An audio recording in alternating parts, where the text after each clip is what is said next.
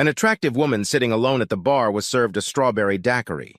She said to the bartender, "I didn't order anything like that." He nodded toward a man sitting alone at the end of the bar. Juanita was looking for a suitable candidate for the evening, something she was inexperienced in.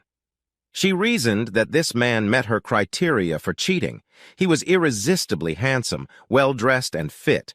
But most importantly, he wasn't her husband. The man at the bar, in her opinion, might have been a little older than herself, but not old enough to affect what she had planned. She expressed her appreciation with a wide smile. The man smiled back and walked over to sit next to her. "Thank you for the drink, mister. Would you like to keep a lonely elderly lady company tonight?" He turned to face her, examined her fully, top to bottom, and said, "If you're that lady, I'm sure I am. My name is Juanita, cowboy. Jesse, and no, it's not Jesse James." "So, Jesse, not Jesse James, are you here at the convention?" "What convention?" "I guess that answers the question. Are you here for business or pleasure?" "I'm here on business, but I wouldn't deny myself the pleasure if it fell to me." "Oh, I like that answer. It's nice to talk to someone about something other than whose machine can create the most widgets in an hour." Jesse pretended to snore. Juanita laughed. "That's right. I'm in sales, Jesse. What do you do for a living?" "I'm an assassin." Juanita almost choked on her drink. "An assassin? That must mean something other than piffle. You're dead, hitman." "No, I'm a cold-blooded killer." Juanita laughed. "You should be a stand-up comedian. You said that with such a nonchalant face." "No, seriously, what do you do?" "I'm telling you the truth. I'm a hitman. People pay me to kill other people." "You mean you're some kind of mercenary who gets paid by the government to take out terrorists or rescue hostages in some foreign shithole?" "No, although I did do that when I was in Special Forces. When I found out how much assassins were paid, I didn't enlist again." "So, Jesse the hitman, who are your clients?"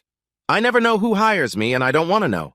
I get information on the target, study their habits and movements to determine the best time and place to kill them, and then I kill them."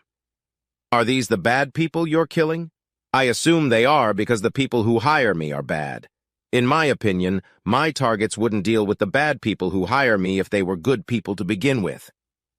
"You're full of shit, Jesse. No real assassin would tell a woman he just met that he kills people. It's just not believable.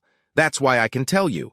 If you go to the police and tell them you just met a hitman, they'll laugh in your face. You don't have a way to prove it. That would tell you it's unbelievable." "Okay, I'll play along a little bit more. So, you're kind of listed in the phone book as killer." No. I'm listed as a human exterminator." He smirked. "There you go. Now I know you're bullshitting me. I was beginning to think there was some truth to what you were saying. I'll make it easy for you to find out if what I'm saying is true or not. I'm always lying." "That's better. I have to admit, of course, that you're different. I like your strange sense of humor. Tell the truth. Are you married?" "No. Professional risks, traveling, risk of being arrested, risk of being killed, etc." "What about you?" "You're wearing a wedding ring." "Yeah, but it doesn't matter." "Why not?" "Because I'm going to divorce that son of a bitch." "I think you should tell me why now, but I don't really care." "Well, since you asked me so nicely, that bastard's got a gambling problem. We have a parking space reserved at a pawn shop. I never know what jewelry I'm going to wear because half the time it's in the pawn shop. I never know when my laptop will be home or if we'll have a TV to watch." "Have you tried taking him to the clinic?" "He says he has no problems. He says he has everything under control. He's going to send us to a home." "So that gives you permission to have fun with other men? Have sex? What century are you from? Look, he disrespects me and our marriage every time he loses my hard-earned money behind my back, so I've decided I'm not going to honor my marriage vows when I'm away from home. Let's cut to the chase, Jesse. Do you want to have sex with me or discuss my lack of morals?" "I'd love to, if it suits your morals."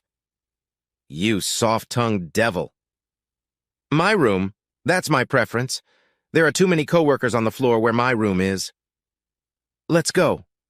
They went up to his room, which was a mini-suite with a king-sized bed. She walked up to him. "Do you mind if I unwrap my own present? It's been a long time since I've received such a nice gift." "It would be my pleasure." She unzipped his jacket and looked around. "No gun?" "It's in a locked case in the closet." "Why do you ask? Do you need a gun?" "Not unless yours goes off when I pull the trigger. Get out of the way." She hung his coat in the closet and noticed there was a regular hotel safe. When she returned, she took his pants, boots, and socks. Again, she hung the pants in the closet. The shoes and socks flew to the closet floor. His shirt hit the closet floor with his boxers. They did this for over an hour. They sat up in bed to review after intercourse. Jesse, I'm glad I caught you between jobs. Fucking you can be addictive. I can make an excuse to stay another day if you can. I'm sorry, but I don't take breaks from work. I have to leave tonight. What do you mean you don't have a break from work? I've been watching the subject for the last 2 days. Has this man gone to bed tonight? Not yet. I hope I haven't distracted you from your work. No, actually, you made it easy. What do you mean? You're my target. Juanita sat in shock for a second with her heart pounding. You're talking nonsense again, aren't you? It doesn't make any sense. Why would I be a target? I've done nothing against anyone else except maybe my worthless husband. Juanita, I'm afraid this is because of your husband. He still owes people $50,000. They warned him before.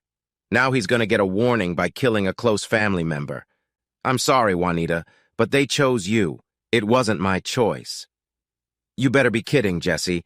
We just made love for over an hour, for God's sake. I thought we had something special. At least it was for me. Of course, you don't fuck all your victims before you kill them, do you? A few women, but no men.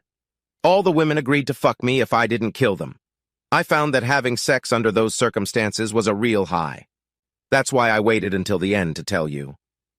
I don't believe you. You're not going to kill me. You're not that cold-blooded, are you? I'm afraid I am. She could read the stare. Jesse, is there anything I can do to make you change your mind? I'll do anything. You could try paying $50,000 right now. Yeah, like I carry that much in my purse all the time. Jesse, you can't do that. Look, from now on, I'm going to be on watch for you. Just tell me where and when, and I'll come over and fuck you any way you want. Just please don't kill me. I'm sorry, Juanita, but I have a reputation for finishing the job I'm supposed to do. If I don't, I'll be the next target for some other assassin. But I'll make you a deal. Yeah, anything, Jesse. What's the deal? I'll let you choose how you die.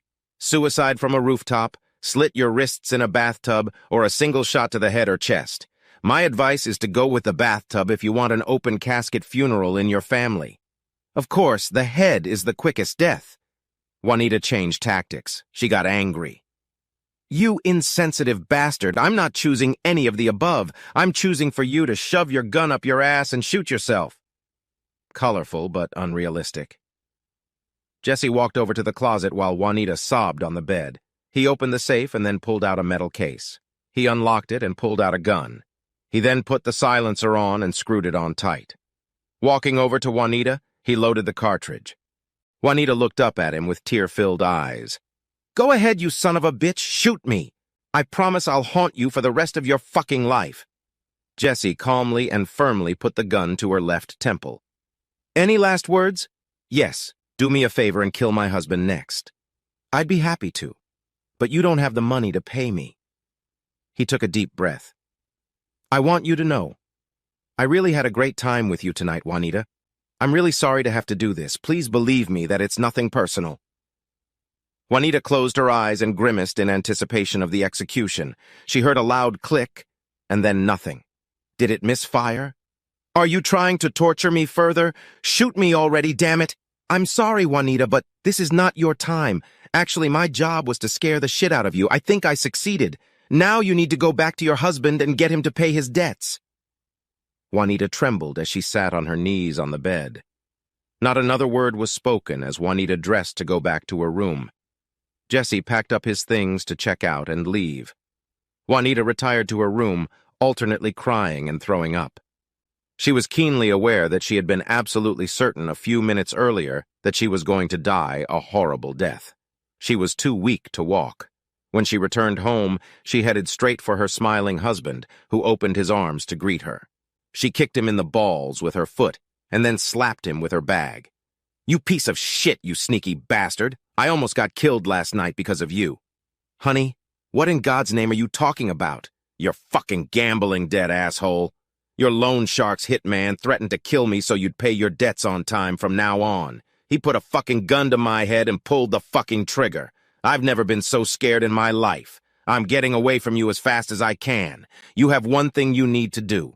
Tell your gambling friends that I'm no longer a part of your life, so my death is no longer a blackmail threat. But Juanita, it's okay now. They said someone paid my debt. I assumed it was you who somehow got the money. Baby, I promise on my father's grave I'll never gamble again. Honey, we can go back to normal now. Juanita was confused. Finally, she exclaimed, "Fuck you! Sign the damn papers when you get them." She ran out of the house and dissolved the marriage. 6 months later. "May I see Mr. Lupo, please?" "And what business would you have with Mr. Lupo?" "I need the contact info for a hitman. He had to scare me about my husband's gambling debts." "Wow, young lady. We don't know anything about gambling, much less a hitman. You've been watching too many crime shows. Please leave the premises. Please, I won't tell the police anything. I don't want to know anything except how to contact Jesse." "What's all the commotion in here?" "Nothing I can't handle, Mr. Lupo." Juanita ran over and knelt down in front of him. "Please, Mr. Lupo, tell me how to contact Jesse." "Jesse, if I really once knew someone named Jesse, and I'm not saying I do, why do you want to contact him?" "Ia, I love him. I want him to know that." She started sobbing. "Lady, you need to forget about Jesse." "I can't." "Lady, how can I say this gently? Jesse is no longer with us." "What?" "I heard he couldn't fulfill the terms of his contract with someone who was upset enough to make sure he never broke the contract again. But he did it to save me. I don't know anything about that. I've already said too much. Go on with your life. I just want you to know that I'm gonna miss Jesse, too." Juanita returned to her lonely apartment. She drank until she fell asleep. When she woke up, she drank coffee and took some aspirin for her headache. She hadn't planned on going anywhere, but when the drinking was over, Juanita walked into the nearest liquor store. She drank again until she passed out. When she woke up, it was night, and she was very hungry. Pizza seemed too dangerous for her upset stomach. She ordered Chinese food. When the doorbell rang, she took some money to the door. As soon as the door was unlocked, she was plowed to the floor and a hood was thrown over her head. She felt the prick of a needle and soon lost consciousness. Juanita woke up after some time unknown to her. She could tell she was tied up lying in the car seat, and the hood was still over her head. She could tell from the bumpy road that they were not driving on the main highway. After a while, the road got even bumpier. They were driving on gravel with potholes. Juanita pondered what had happened. She concluded that her run-in with Mr. Lupo had reminded him that the job he had ordered had failed. She was on her way to her death. Judging by the ride, it was going to happen in the wilderness. For some reason, she didn't feel all that upset. She had come face to face with death once before. The car stopped and her back seat door opened. She was pulled outside and stood up. Juanita was then thrown over the man's back and carried. He had 3 steps to go before he stopped. The door was unlocked and creaked as it opened. She was carried into the building and stood up. Her arms and legs were released. Finally, her hood was removed. "Hi, Juanita." Juanita just grabbed him, hugged him, and kissed him. "Oh, Jesse, I thought you were dead. Put your arms around me and don't let go. We were both close to dying. The courier was an assassin. You've been targeted again. My contract was up for a few months. I've been hiding, but I've been following you. I think they would have left you alone until you ran into Mr. Lupo. Jesse, you're the one who paid off my ex-husband's debt, aren't you?" "I did. And you did it because you cared about me?" "I couldn't kill you. I was hoping the money would take you off the target list. Instead, it took my job and put me on your own blacklist." "You were willing to do it for one night of sex?" "No. I did it in hopes of many more nights of sex. Juanita, I'm sorry, but from now on, we both have to live on the run. We have to be ready to leave at a moment's notice. If you don't want this life, you need to leave now. I'll drive you and drop you off wherever you want to go." "Where are you going next?" "I was going to stay here for a while. Do you mind?" "Of course not. Jesse, what are we going to do for money if you don't get paid to be a hitman anymore?" "I've made a lot of money over the years. Looks like I'm also a talented venture capitalist. We don't have to worry about money." "Do I have to work?" "I'd be glad to. It would be too dangerous. You need to be a stay-at-home mom." "What? You're assuming I'll marry you and have your kids?" "Pretty much. Hell, I must be better in bed than I thought. I get all that from a man I slept with one night." "Uh-huh. Well, if neither of us has to work, what are we going to do with our time?" "Have babies. Good choice. Now to bed?" No, Jesse, I want to conceive our firstborn on that bearskin rug over there. We're gonna name him Bear. You're not on the pill? I stopped as soon as I found out my divorce from the asshole was going through. I wasn't planning on having sex with anyone for quite some time. For the next few days, I need to be nice and fertile. Juanita, do you want to get married? Jesse, as far as I'm concerned, we're married. If you want a piece of paper that says we're legally married, I don't care. All you need to know is that if I ever betray you, you can go back to being an assassin. You didn't have to say that. I took it for granted.